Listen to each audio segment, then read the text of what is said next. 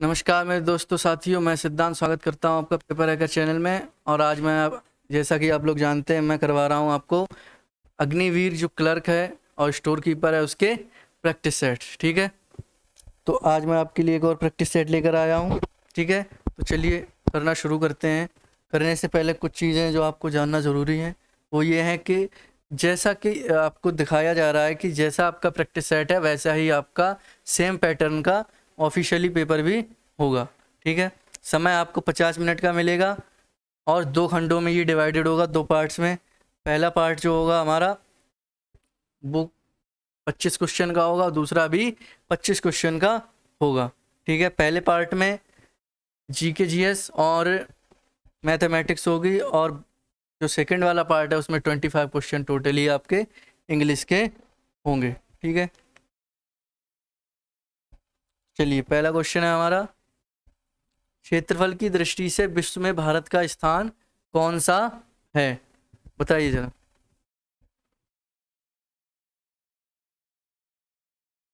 कौन सा है? ये है हमारा सातवां। कौन सा? सातवां हमारा स्थान है क्षेत्रफल की दृष्टि से विश्व में। बात करें टॉप 3 की, ठीक है, तो पहला है हमारा रशिया। कौन सा? रशिया। सेकंड है हमारा कनाडा और थर्ड है हमारा यूएस। ठीक है, फोर्थ है हमारा चाइना। कौन सा? चाइना। ठीक है,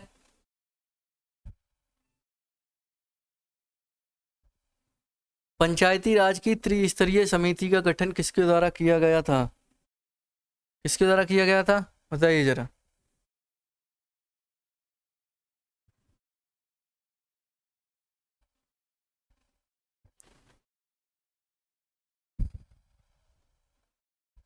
तो ये किया गया था हमारा बलवंत राय समिति के द्वारा। किसके द्वारा?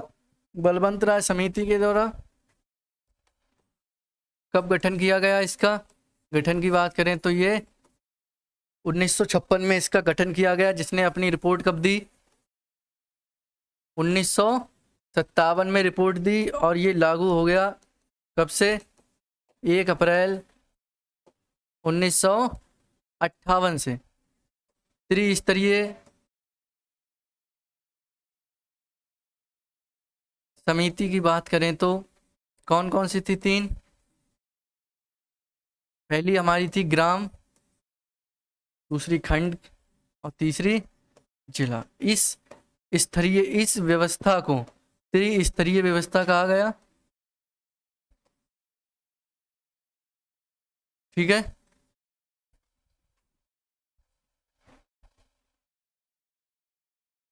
नेक्स्ट है हमारा अंतर्राष्ट्रीय न्यायालय में न्यायाधीशों की संख्या कितनी है? कितनी है? ये हमारी 15। कितनी? 15। अंतर्राष्ट्रीय न्यायालय में कितनी है संख्या? 15। कहाँ है इसका मुख्यालय? बात करें तो ये है हमारा हेग, नीदरलैंड में। ठीक है,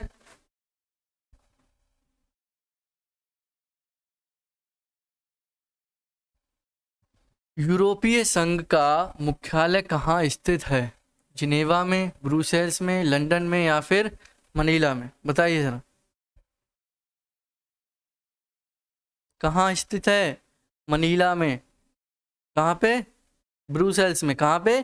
ब्रुसेल्स में। ये क्वेश्चन पहले भी आपका प्रैक्टिस सेट में आ चुका है। ठीक है, तो कहाँ है ये? ब्रुसेल्स में हमारा इसका मुख्यालय स्थित है। नेक्स्ट है इंडियन मिलिट्री एकेडमी कहाँ स्थित है? तो ये है हमारी उत्तराखंड की जो राजधानी है देहरादून। कहाँ? देहरादून में स्थित है। 1932 में इसकी स्थापना की गई। किसकी? IMA।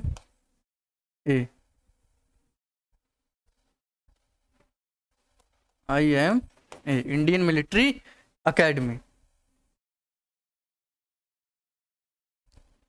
नेक्स्ट है दाब बढ़ाने पर बर्फ का गलनांक घट जाता है, बढ़ जाता है, अपरिवर्तित रहता है, सेम मतलब रहता है, कोई परिवर्तन नहीं होता, या फिर पहले घटता है फिर बढ़ता है।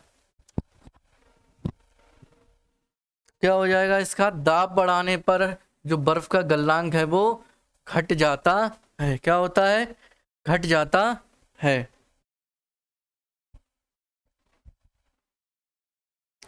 बैटरी का आविष्कार किसने किया था? तो बैटरी का आविष्कार किसने किया था? ये किया था हमारा अलेक्सांड्रो वोल्टा ने। किसने? अलेक्सांड्रो वोल्टा ने। आप इसको ऐसे भी याद रख सकते हैं कि बैटरी में क्या होते हैं? वोल्टेज पाए जाते हैं, ठीक है, तो वोल्टा, अलेक्सांड्रो वोल्टा। न्यूट्रॉन की खोज किसने की थी? सबको पता है, आप 12th में पढ़े थे ये, ठीक है। किसने की? चैडविक ने की। किसने? चैडविक ने की। किसकी? न्यूट्रॉन की खोज किसने की? चैडविक ने की। मरकरी का मुख्य अयस्क, अयस्क क्या होता है? जिससे हमें वह धातु जो है वो प्राप्त होती है, उसे अयस्क बोलते हैं, ठीक है। मरकरी का मुख्य अयस्क क्या है? ये हमारा सिनेबार। क्या? सिनेबार। मुख्य रूप से मरकरी किसके द्वारा प्राप्त की जा सकती है? सिनेबार के द्वारा। मानव शरीर में अनैच्छिक मांसपेशियां कहाँ होती हैं? मतलब हमारी इच्छा के विरुद्ध कहाँ पर पाई जाती हैं? अनैच्छिक, अपने आप ही आ जाती हैं। कहाँ पर? हृदय में, मनुष्य के हृदय में। ऑप्शन नंबर सी जो है वो बिल्कुल सही हो जाएगा।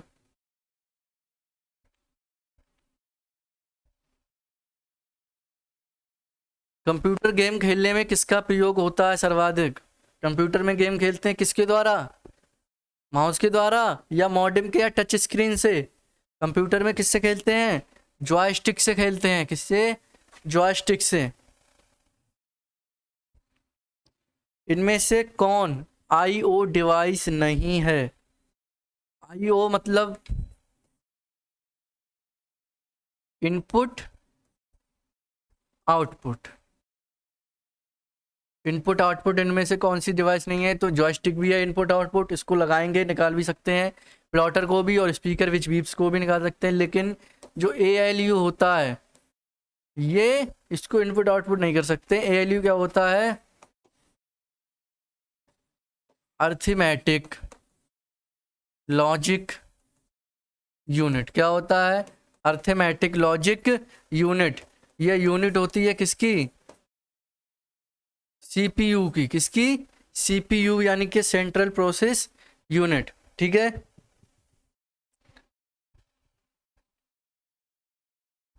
क्रे क्या है? बात कह रहे हैं क्रे की। किसकी? क्रे की। ये क्या है? ये एक सुपर कंप्यूटर है। क्या है? सुपर कंप्यूटर है USA का। किसका? USA का। क्या है? सुपर कंप्यूटर है, ठीक है। चलिए बताइए कैड का संबंध किससे है? कैड क्या होता है? इसको बोलते हैं हम computer aided design. Computer aided design, इसका संबंध किससे है? डिजाइन से ही है। किससे? डिजाइन से, ठीक है। कह रहे हैं एक पूर्व डिजाइन किया हुआ डॉक्यूमेंट है जिससे पहले ही फॉन्ट, लेआउट एवं बैकग्राउंड होते हैं। इसमें ये चीजें पहले से ही दी हुई होती हैं। डॉक्यूमेंट होता है किसमें? ये हमारा टेम्पलेट में। किसमें? टेम्पलेट। कंप्यूटर में जो टेम्पलेट होता है वो एक ऐसा डॉक्यूमेंट होता है जिसमें पहले से ही फॉन्ट, लेआउट और बैकग्राउंड होते हैं। चलिए नेक्स्ट क्वेश्चन। काकू ने बख्शी से 7 अंक कम पाए जबकि रमन ने काकू से 3 अंक अधिक पाए। यदि उनके कुल प्राप्तांक 76 हैं तो रमन ने कितने अंक पाए? बताइए जरा। तो सबसे पहले हमें किसके अंक पता होने चाहिए? बख्शी के। तो मान लेंगे कि माना बख्शी के अंक कितने हैं, एक्स हैं। कितने हैं, एक्स हैं। अब काकू के क्या बोल रहा है क्वेश्चन में कि काकू को कितने 7 अंक कम मिले हैं, यानी बख्शी से 7 अंक कम, और रमन को काकू से 3 अंक अधिक। ठीक है, इतना ही है। ये कितना आ गया, x-4। ठीक है, इतना हो गया। कह रहे हैं टोटल कुल प्राप्तांक 76 है, मतलब इन सबको जो अंक मिले हैं उनका जो योग है वो कितना है, 76 है। x यानी 3x माइनस 7 4 11 इक्वल टू 76 हो गया। 3x बराबर कितना, ये 11 उधर जाएगा, कितना हो जाएगा 87। x बराबर 87/3, ये आ गया आपका 29। कितना आ गया, 29। ये क्या आंसर नहीं है, ये x की वैल्यू निकाली है हमने, यानी कि हमें बख्शी के अंक मिल गए हैं। कितने, 29। अगर हमसे बख्शी की पूछता तो कितने अंक हो जाते, 29 अंक। लेकिन हमसे पूछ किसके रहा है, रमन के।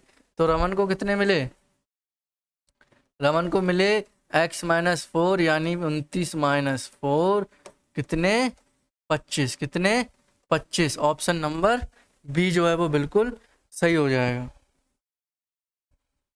नेक्स्ट क्वेश्चन है हमारा, 4 अंकीय छोटी से छोटी संख्या 2 3 8 10 से पूर्णतः विभाजित हो, कौन सी है, इनमें से बतानी है आपको। ठीक है, तो सबसे पहले ये जो हमें संख्याएं दे रखी हैं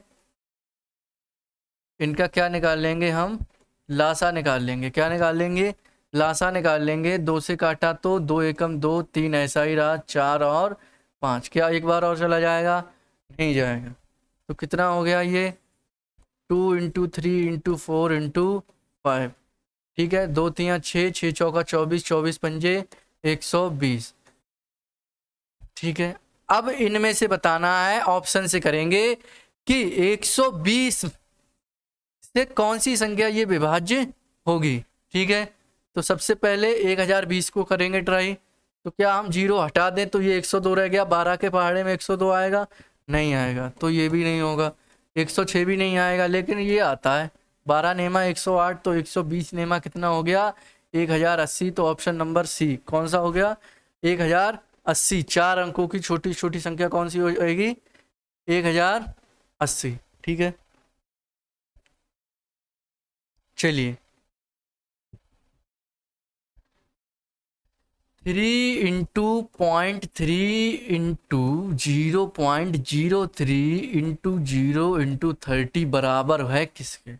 तो सबसे पहली बात, चाहे आपको यहां से लेकर वहां तक कितनी भी बड़ी संख्या मिल जाए गुणा में, अगर उसके एक बार भी गुणा में अगर 0 आ गया तो उसका आंसर 0 ही होगा। क्या होगा, 0 ही होगा। किसी भी संख्या की कितनी भी लंबी बड़ी संख्या की गुणा आप 0 से कर देंगे तो आंसर 0 ही आएगा। ऑप्शन नंबर डी बिल्कुल सही है। चलिए नेक्स्ट क्वेश्चन है, एक कमरे की लंबाई चौड़ाई ऊंचाई क्रमशः 5 4 3 मीटर है। कमरे में पूरी तरह से रखी जा सकने वाली जो छड़ है उसकी लंबाई कितनी है। जो दिया हुआ है वो लिख लेंगे। लंबाई कितनी दी हुई है, 5 मीटर। चौड़ाई कितनी दी हुई है, ये दी हुई है हमें 4 मीटर। और ऊंचाई कितनी दी है, 3 मीटर। कितनी, 3 मीटर। मान लीजिए ये कोई कमरा है। ठीक है, इसमें कह रहे हैं कि पूरी तरीके से रखी जाने वाली छड़ की लंबाई है, कैसे, ऐसे पूरी तरीके से, या ऐसे भी रख सकते हैं। किसे, ऐसे। सबसे लंबी छड़ कैसे, ऐसे रख सकते हैं।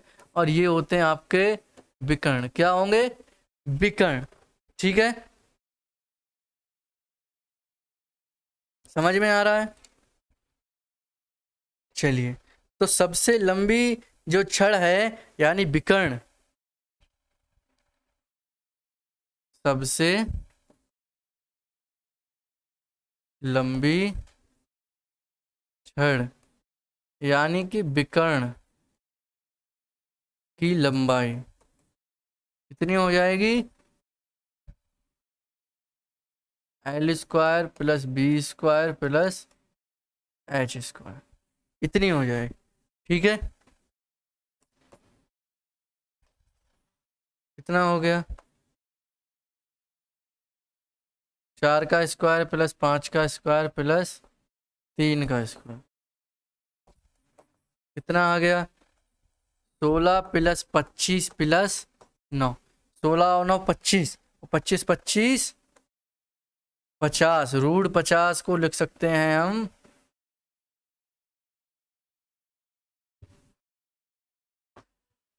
25 गुणा 2, 25 बाहर आ गया 5 के रूप में, ये 2 ऐसा ही रहा, कितना आ गया?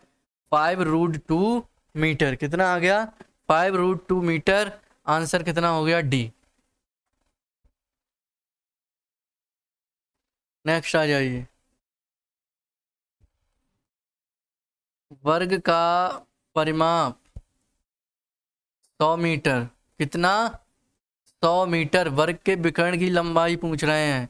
वर्ग का परिमाप कितना होता है? 4a, चारों भुजाओं का योग। ठीक है, चलिए 4a = कितना है? 100 मीटर। 4 से काटा तो 25 आ गया, a की वैल्यू कितनी आ गई? 25 मीटर, यानी एक भुजा कितनी है? 25 मीटर। क्या पूछ रहे हैं? विकर्ण। वर्ग का विकर्ण कितना होता है? वर्ग का विकर्ण कितना है? √2a। कितना होता है √2a? क्या हो गया? 25√2 मीटर। a की वैल्यू कितनी है? 25। आंसर सी हो जाएगा, कितना? Option number C. चलिए 6 के प्रथम गुणजों का योग है। गुणज मतलब पहाड़े 6 का कितने बार में पढ़ना है? 5 बार में पढ़ना है।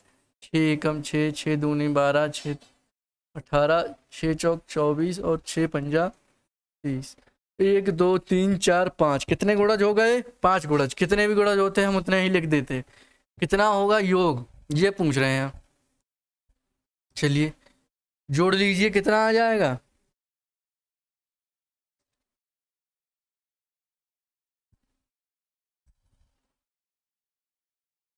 90। कितना? 90।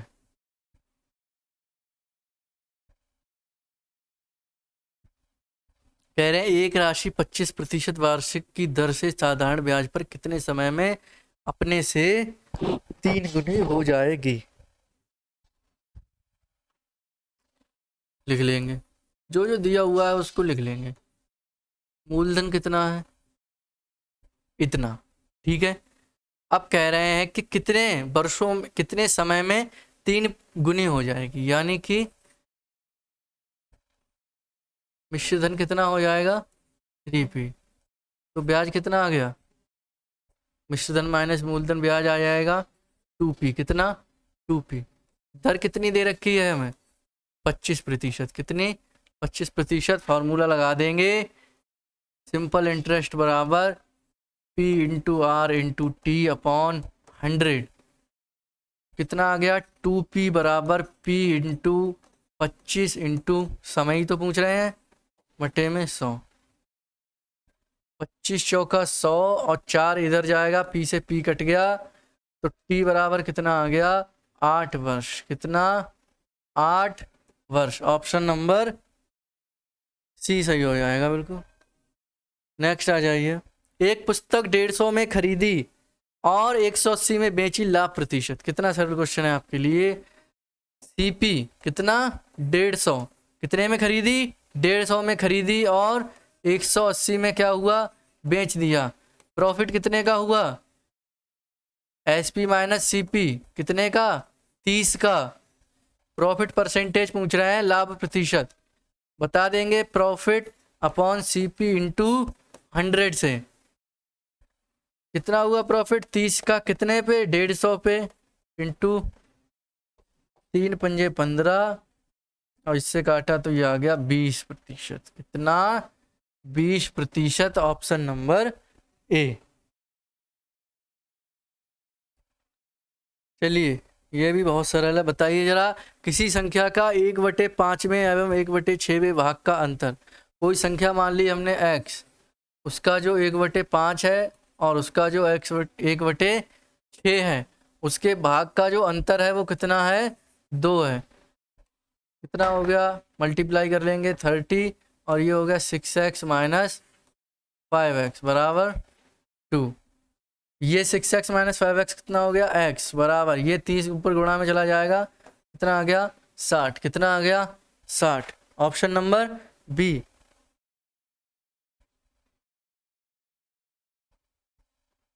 माध्यिका पूछ रहे हैं, तो सबसे पहले हमें या तो इनको डिसेंडिंग ऑर्डर में लिख लें या फिर असेंडिंग ऑर्डर में लिख लें। तो लिख लो जरा भैया डिसेंडिंग ऑर्डर, यानी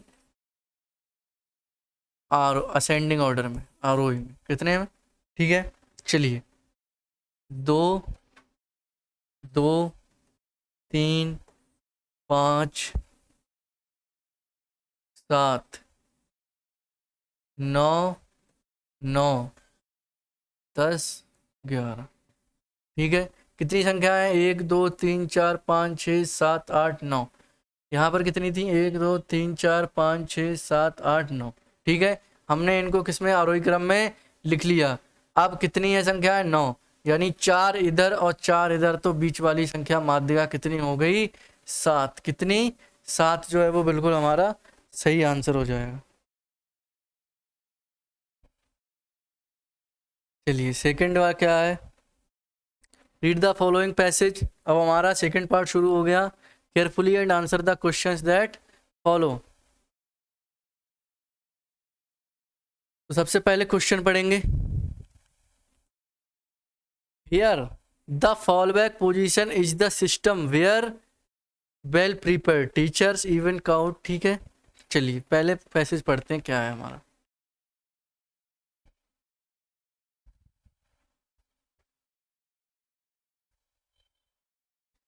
have you ever wondered what the qualities of a really professional teacher are. क्या आप जानते हैं, क्या आपने कभी महसूस किया है या जाना है, जानने की कोशिश की है कि एक प्रोफेशनल टीचर यानी कि जिसका काम सिर्फ पढ़ाना हो, एक बढ़िया टीचर हो, उसकी क्या क्वालिटीज होती है? आई नो दैट, मैं जानता that all teachers want their students to like them, कि सभी टीचर्स जो है वो चाहते हैं कि उनके स्टूडेंट्स उन्हें पसंद करें। But being liked is not the be all and all really. लेकिन सिर्फ पसंद करना ही सब कुछ नहीं है, और सब कुछ शुरू भी नहीं है और ख़त्म भी नहीं है। is not it. I mean, teachers have to make some unpopular decisions sometimes. Teachers can be popular just because they are friendly and helpful. To be truly professional and effective, we need to be able to identify the skills and behavior we require in a true professional. A professional teacher needs to be confident without being arrogant. Nobody can expect to have all the answers. So if a student asks a real stinker, the professional teacher should be able to admit defeat but offer to find out more for the student. अगर teacher से कोई भी बच्चा सवाल पूछता है, तो अगर उसको नहीं आता है तो उसको क्या करना चाहिए? उसको और कॉन्फिडेंट होना चाहिए, और ये भी कहना चाहिए बच्चे से कि और अच्छे से तुम और मुझे ऐसे क्वेश्चन पूछो। ठीक है, so teachers, even if caught out unexpectedly, are still students and teachers who support each other. Good students and good teachers are. The fallback position is the system where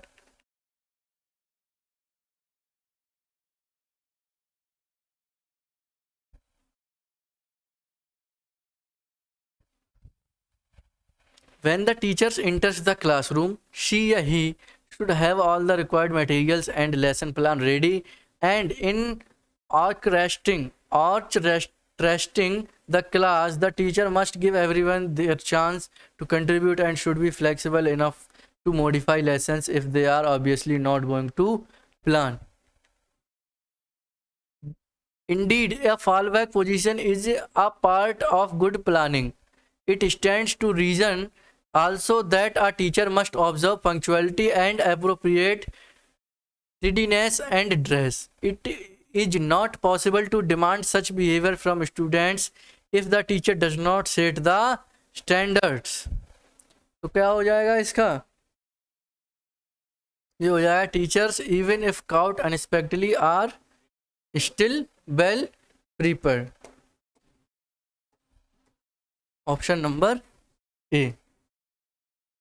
Here able to admit defeat implies that, यहां पर हार मानने का मतलब क्या? It does not matter if you don't often contract what their teacher says. या teacher should be confident enough to own up their unpreparedness. Yes, students can catch a teacher unaware. Teachers easily lose self-confidence as they lack professionalism. तो क्या हो जाएगा इसका? इसका हो जाएगा teacher should be confident enough to own up to unpreparedness. Option number B. Here orchestrating the class suggests acknowledging the individual differences in the process of achievement, that music helps academic achievement, the teacher controlling the class to ensure high grades, या फिर the whole class performing uniformly well. क्या हो जाएगा? ये हो जाएगा the teacher controlling the class to ensure high grades, यानी कि टीचर को क्लास को हाई स्टैंडर्ड्स पे लेके जाना है कंट्रोल करते हुए. ठीक है. Here ask a real thinker suggest that students dislike teachers in general. Teachers are unprofessional in students' eyes. Teachers are always unprepared. Yeah, students can be better informed than their teachers. क्या हो जाएगा? Students can be better informed. Students को थोड़ा सा अधिक ज़्यादा पता होना चाहिए किससे? Than teachers. तभी तो टीचर और ज़्यादा अच्छी तैयारी करने की कोशिश करेगा और आपको अच्छा करवाएगा. The writer's view that professionalism cut both ways means,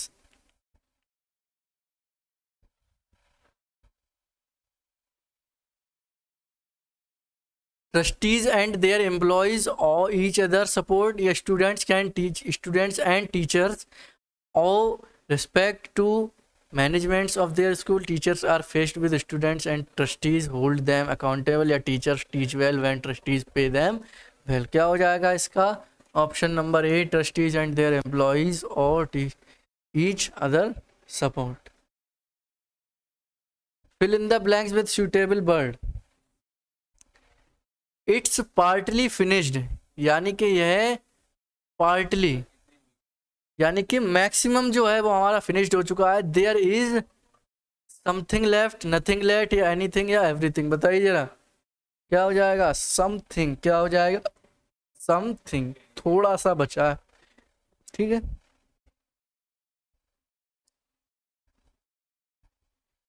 people come to see this temple daily. बताइए मच, मैनी, ऑल या एवरी. क्या हो जाएगा? मैनी. क्या हो जाएगा? मैनी. भैया many people come to see this temple daily. बहुत से लोग इस मंदिर को देखने रोज आते हैं. Ram playing cricket since morning.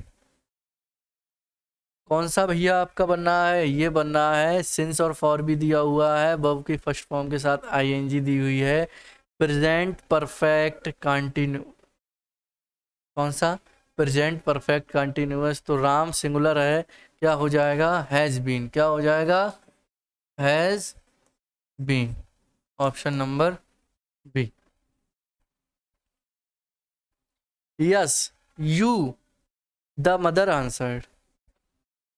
Mother ने जवाब दिया यस. हाँ. You should go, may go, must go या सेल गो. बताइए जरा. यू में गो वो क्या कर रही हैं? ऑर्डर.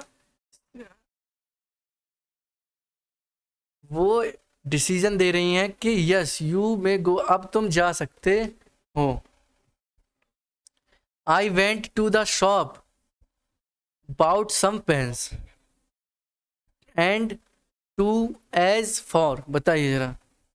मैं गया शॉप पर बाउट सम पेन्स खरीदने के लिए आ रहा भैया. क्या हो जाएगा?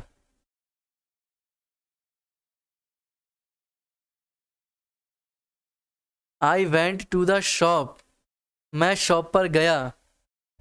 एंड क्या हो जाएगा, एंड और बाउट सम पेन्स, और मैंने कुछ पेन्स खरीदे। Choose the most appropriate answer of the questions from choices that senses does not change.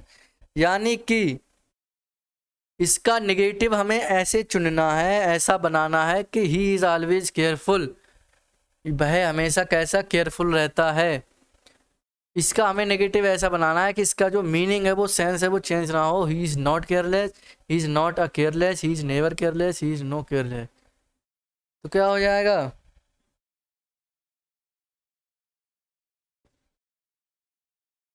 Always never, he is never careless.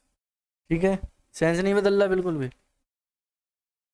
What a stupid she is, assertive बनाना है इसका, वह कितनी stupid है। She is stupid, she was great stupid, she is a great stupid, या she is stupid. तो वह क्या सरप्राइज हो रहा है, क्या हो रहा है, सरप्राइज हो रहा है। क्या हो जाएगा, सी इज अ ग्रेट स्टूपिड, बहुत बहुत बड़ी स्टूपिड है। You can not succeed without working hard, तुम बिना कठिन परिश्रम करे सफल नहीं हो सकते। Choose complex form. Unless you work hard you can not succeed, unless, बताइए जरा कौन सा होगा इसमें, क्या हो जाएगा, unless you work hard you can not succeed.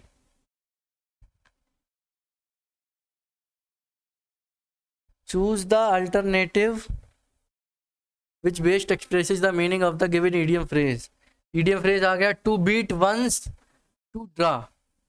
To beat one, किसी को पीटना, टू ड्रॉ, ड्रॉ करने के लिए। तो क्या होता है इसका, to do something before someone does it, यानी कि कुछ ऐसा करना जो इससे पहले किसी और ने ना किया हो। क्या हो जाएगा, 39 का डी हो जाएगा। क्या हो जाएगा, 39 का D, to do something before someone does it, किसी और के कुछ करने से पहले हमें कुछ करना है।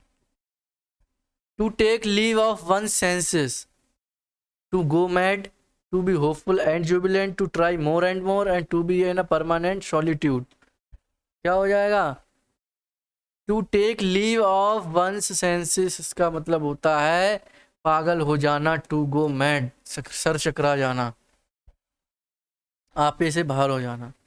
To take the biscuit, biscuit लेना।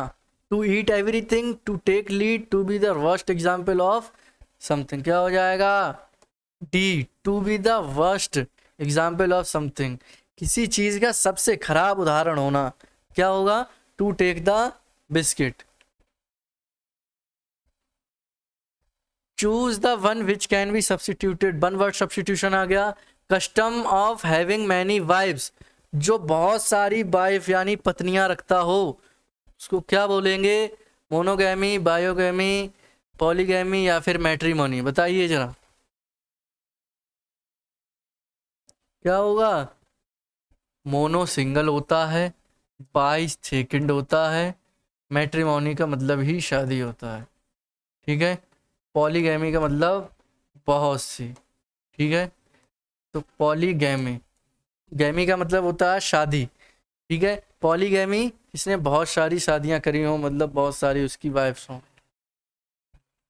List of headings, list of headings of the business to be transacted at a meeting. क्या बोलते हैं इसको, शेड्यूल, एजेंडा, प्रोसीडिंग्स या एक्सेप्ट्स। बताइए जरा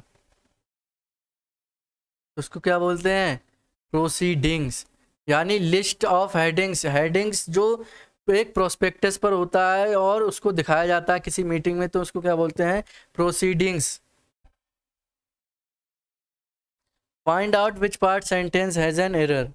बताइए भैया किस पार्ट में एरर है।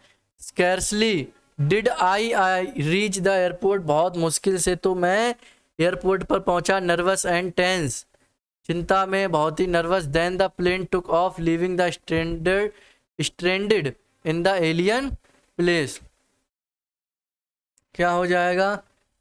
इसमें कौन से वाले पार्ट में होगा? आपका बी वाले पार्ट में होगा एरर। कौन से? बी वाले पार्ट में। देन जब स्कैर्सली से शुरू होता है तो व्हेन या बिफोर का यूज करते हैं। किसका? व्हेन या बिफोर।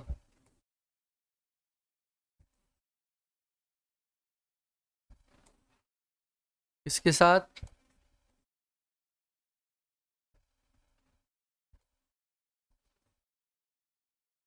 स्कैर्सली के। ठीक है। This custom has come down since times immemorial. ठीक है। तो कौन से वाले पार्ट में होगा इसमें? इसमें होगा हमारे सी वाले पार्ट में। क्या होगा? टाइम्स नहीं होता। टाइम क्या है?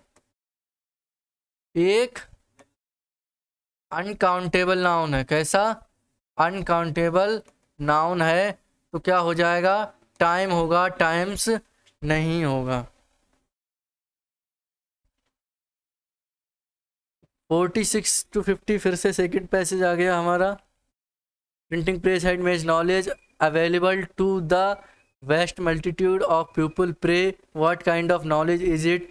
It is of any permanent character. Books have become common, and when we say that books like the Sexton Black series sell like hotcakes, we have an index of the nature of knowledge which a typical person in a vast multitude seeks. Let me tell you of an incident that took place in America a few years ago. An American publisher printed 1,000,000 copies of the works of Charles Dickens in the hope of that he could easily sell them of the name of the author.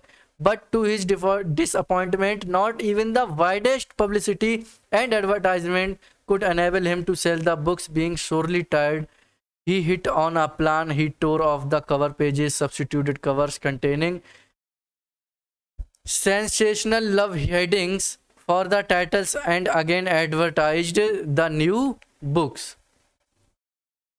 Sexton Black series are big sellers because they disseminate knowledge, are informative, satisfy a typically serious reader, या are sensational. क्या होगा इसका?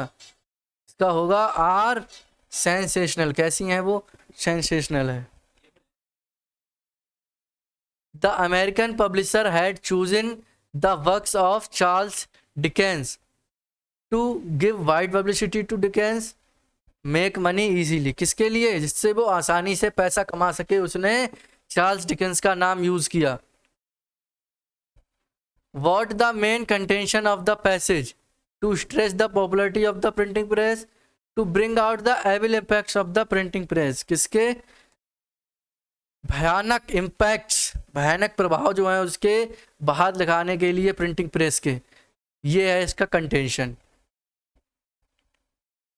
The author's contention makes us feel that he is unilateral in his argument, is balanced, a typical critic, या argues convincingly. क्या है? Argues convincingly. वह तर्क वितर्क करता है लगातार. Who is Charles Dickens? A playwright, an epic poet, a short story writer, या novelist? कौन है? चार्ल्स डिकेंस कौन था? एक नॉवलिस्ट था. कौन सा? नॉवलिस्ट था. ठीक है. चलिए, हमारे इस प्रैक्टिस सेट के पूरे 50 के 50 क्वेश्चन हम लगा चुके हैं. हमारा प्रैक्टिस सेट ये पूरा हो चुका है. आशा करता हूँ आपको वीडियो पसंद आई होगी. अगर पसंद आई है तो लाइक ज़रूर करें और अपने साथियों तक ज़रूर पहुँचाएं. ठीक है, शेयर करें इसको और हमारे साथ आगे के लिए बने रहिए, जुड़े रहिए. ठीक है, मिलते हैं नेक्स्ट क्लास में नेक्स्ट प्रैक्टिस सेट के साथ. ठीक है, तब तक के लिए धन्यवाद.